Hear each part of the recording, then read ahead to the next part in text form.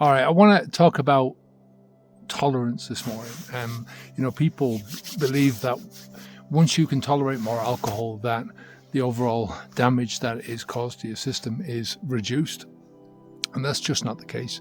Think about tolerance. When I was young, 17 years of age, and I could drink 2 pints when I first started drinking, and then my head would start spinning. I didn't like the feeling. I would feel nauseous if I drank any more than that.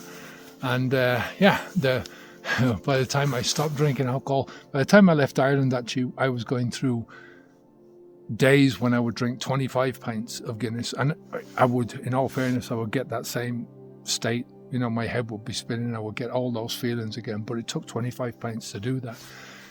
Regardless of the monetary cost of that, the difference between 2 pints and 25 pints, the damage that's caused.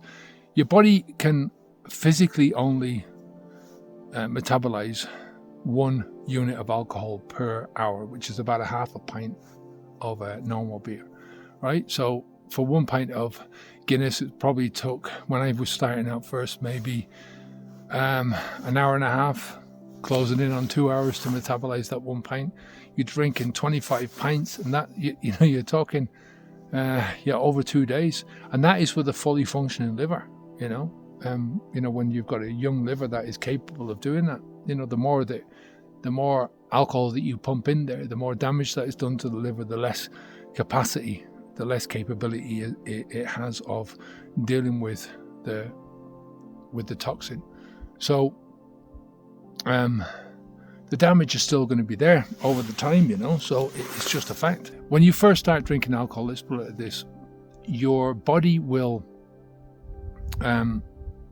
give you all these negative feelings. I once heard this guy talking about the gateways, that first of all you look at something and you think, hey, yeah, that doesn't look very good, or that looks good enough to drink or good enough to eat. So and then the next thing is you'll smell it, and if it doesn't smell right, you won't eat. If it smells right, then you'll start to eat it, and you'll put it into your mouth. And then that's the third gatekeeper, is when you're chewing it, and if it doesn't taste right, you'll spit it out. If it tastes right, you'll swallow it.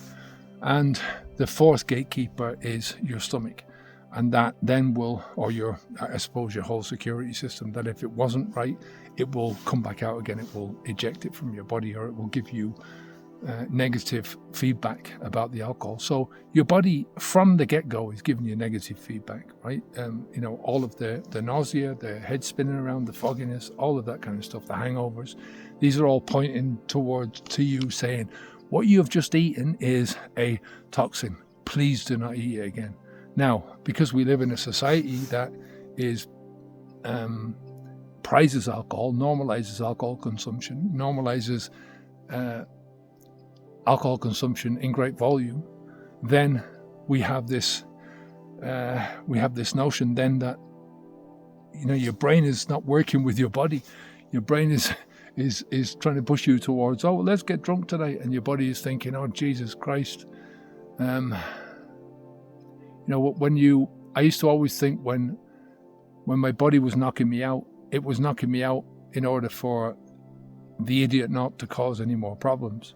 And then the reason why you don't get good sleep is because your whole system is pushing you, is on the alert. So is trying to get rid of the toxins that are there. So it's shutting down as many systems that it can in order to do that. So once the alcohol keeps coming in over and over again, your body thinks, well, this is something that is unavoidable in the environment. It doesn't necessarily think that you're doing this on purpose, deliberately, but it thinks, well, this is something that is unavoidable, so let's try and get equilibrium back, let's try and get balance back. So it lessens the effect of the alcohol. It lessens the effect of the alcohol on your system. That happens with most of this type of drug.